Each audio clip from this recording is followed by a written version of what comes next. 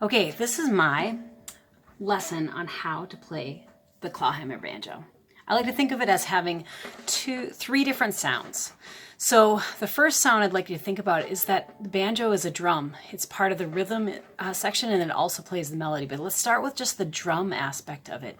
We start out with just your thumb on the head of the banjo. And Kyle Ola likes to say this is like knocking on the head of the banjo. You can kind of see that my wrist is kind of doing a knocking. You know, it's like I'm knocking on the door, but you notice my knuckles are not the ones that are hitting the banjo head. It's my thumb that's hitting that banjo head and being the rhythm. So get comfortable putting your hand in this little claw, it's called the claw hammer shape, and get used to just knocking on the head of the drum. Do that, and with all these skills, you do them until they feel natural. You don't have to think about them because they're going to feel weird for a long time. But you just keep on doing them until they feel comfortable. And you notice I'm putting in the second sound that I want you to have of three. So we've got the knocking on the drum, and then we also have where my thumb is bouncing off of that little top string. Can you see how my thumb is like sticking right up in there? It's like bouncing off like a trampoline off of that string. Can you see that string get pushed down every time I knock, and then it bounces up off the string? And we got both sounds up. Two sounds. The knock, the string. A nice upbeat, that's what makes the banjo sound so good. Makes you want to dance with that upbeat. Okay, so that is the two sounds. I would love it if you want to learn how to play banjo, just do this for about 3 hours. Find a nice good banjo tune to listen to and do this until it feels really good. And then the other thing is that you want to be able to get this faster. So you should do this motion, this knocking motion, and that poink, poink, poink. Keep doing that until you can start getting it to about that speed.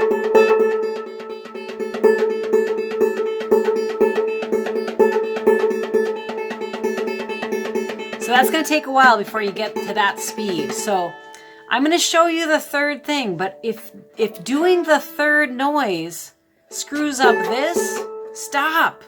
It's not worth it. The banjo is all about this. It's all about this.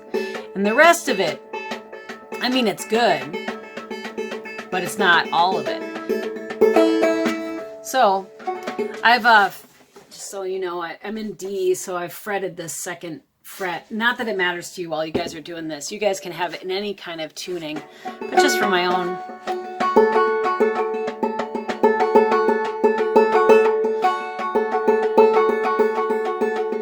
I'm hoping you can hear all three noises. Let me go through the three. We got the knock, the poink. So let's put the knock and this finger. You notice how I went, and now you see that my thumb has this string all cocked and ready to go. So these two happen at the same time. The knock and the ping, where I hit this string, and the knock at the same time. And then ping. I'm exaggerating it, but hey, try to do it.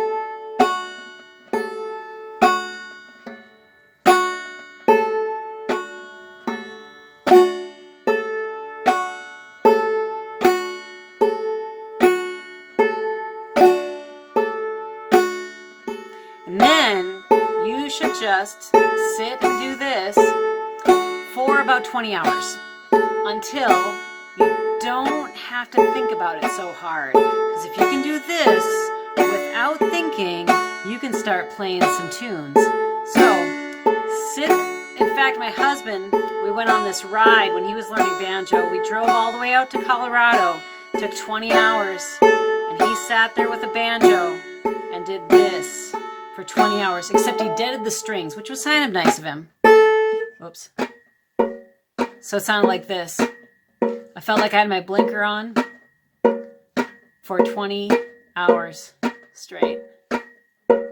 This is also nice to your family if you wanted to just like do it this way, where I've deaded, you see how I've deaded the string?